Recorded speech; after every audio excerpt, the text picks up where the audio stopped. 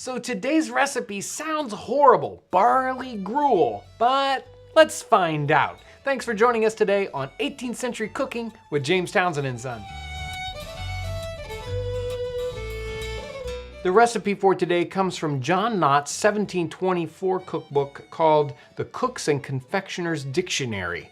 And it starts off with something pretty simple. He wants us to make barley water with 3 ounces of barley and a quart of water. So I'm gonna put this quart of water on the boil, and then we're gonna add in our 3 ounces of barley. He also talks about making sure that this water is, or that our barley is white. And if your barley is like my barley, you'll start boiling it and you'll get this kind of scum that comes up to the surface, and you'll wanna scum that, and you'll get maybe sort of a brown barley water out of it. And what he wants is the nice, cleaner water. So he talks about shifting the water once or twice. So once it's come up to the boil and sort of some of the scum has come up to the surface, we're gonna drain this off and put more water back in. Again, about a quart.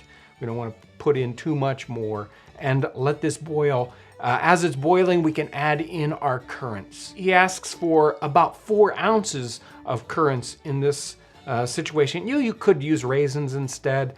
Really, the currants aren't the important part of this, so a little less or more really isn't that important. To get your barley nice and tender, you should boil it about an hour.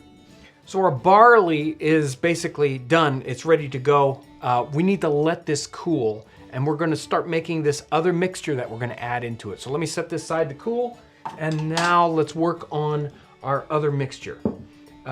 We need 3 egg yolks. He calls for a half a pint. It may actually be 10 ounces of cream.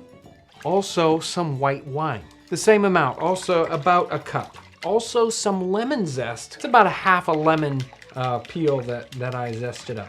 Now our mixture is stirred up. I've got our gruel. I'm gonna go ahead, for the sake of mixing it up, I'm gonna put it into the mixing bowl, but we're gonna need to heat this up. So we'll put it back into a vessel we can heat with. You wanna make sure this is cool enough though, that it doesn't cook our eggs as we add this in. And you can tell by this time that the barley should have absorbed a lot of that water. It's not nearly as liquidy as it was in the beginning.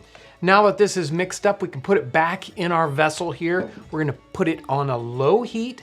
Make sure to stir it constantly until it starts to thicken.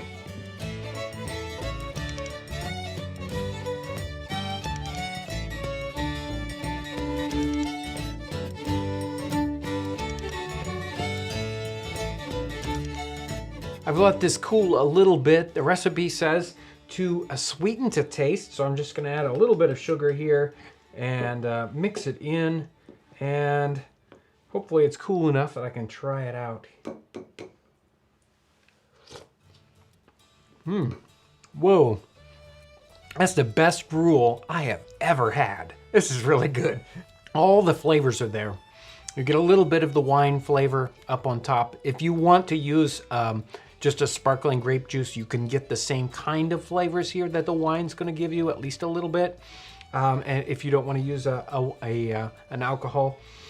But you get all these different flavors coming in that we had with the little bit of spices, that little lemon in there, the sweetness.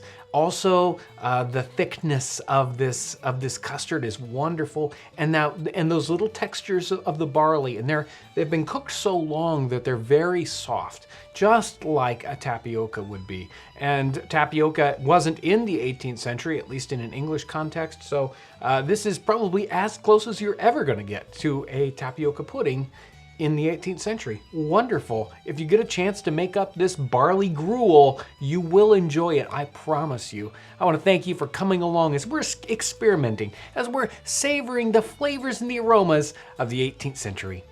If you're new to our channel, I want to welcome you.